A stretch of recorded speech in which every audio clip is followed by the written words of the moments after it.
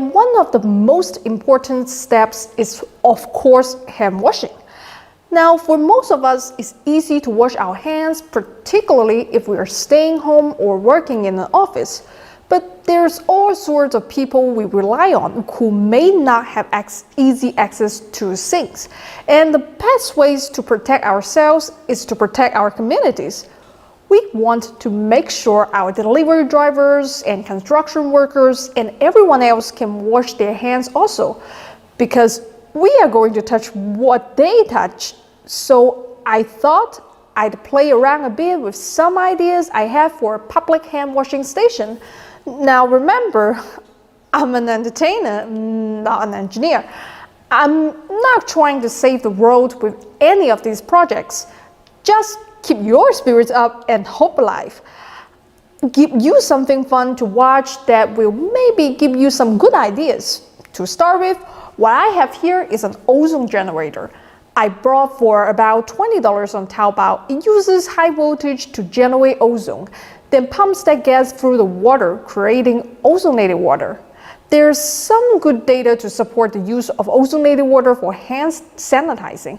I'll put the link in the description. Of course, you'd want to use soap also, but it's like wearing a belt and suspenders. Using both ozonated water and soap will give you the best protection. And if you don't have mains power available or don't have enough soap, one or the other will have you covered. Hold on, and let me get the rest of the parts over here and we'll put it together. Okay, I've got all my stuff ready. And in addition to the ozone generator, which I just showed you, I have this pretty cool water pump that is motion activated. I'm going to show it to you later. And I have this two big jug I'm going to fill in with water too. And this is basically just a camping sink with the funnel. I 3D printed it. And I am going to put the funnel in the jug and then put all the other accessories together.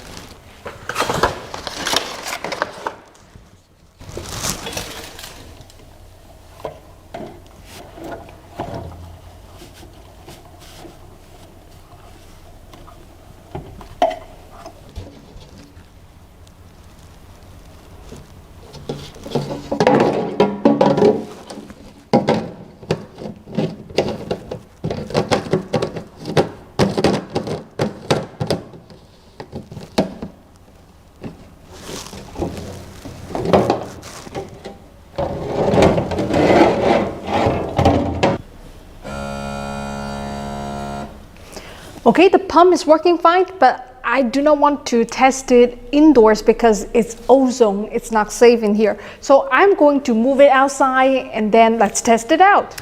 So as you can see, the water is bubbling away down here and it becomes the ozonated water.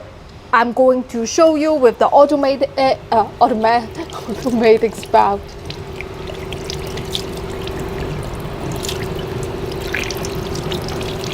Obviously, indoors we don't want that. We know that ozone is bad for our lungs, but outdoor there's no problem.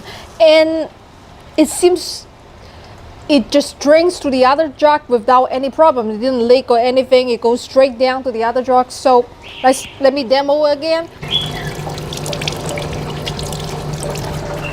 Obviously, you would want a motion detecting soap dispenser here also, but if you don't have the soap, And if you are outdoors, you only have the ozonated water, it's good to kill the virus and bacteria. If you have the soap, that would be better. It's cleaner. Okay, well, I've had that outside for a few days. So far, the delivery guys really like it. I also added a motion detecting soap dispenser.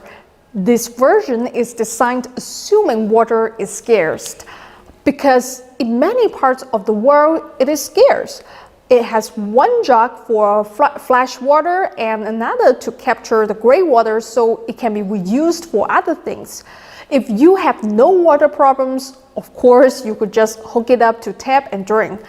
Same with the little electric pump. The motion detecting is really handy, and it can be solar powered, but a foot pump would work just fine. I was quite surprised at how clean my hands seem to get with just the ozonated water. The published research shows it's very good for killing bacteria, although really we need some data on viruses before we rely on it too much. But it seems a good way you could make a lot of cheap sanitizing solution for a lot of people with just water and electricity.